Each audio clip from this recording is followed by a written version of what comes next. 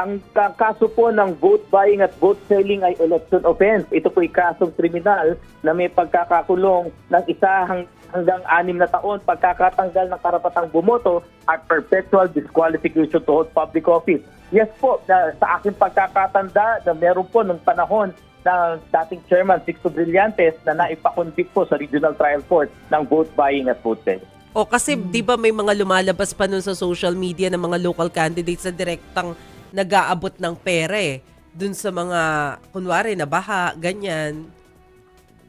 Hindi ba, Opo. sir? Tandaan po natin sa panahon ng pangangampanya po, ang bawat kandidato ay may pagbabawal po ng pamimigay ng anumang bagay, pera, pangangako, gift, pati employment, pati nga po prangkisa, kung ang intention po ay makakuha ng boto o kaya huwag iboto ang isang partikular na kandidato. Ganyang ka-general po ang provision ng Section 261A. Kaya po sana iwasan po natin ito dahil anumang bagay po na pamimigay ay maaring magdulot ng pagkakalabag ng ating posisyon against vote buying at vote selling.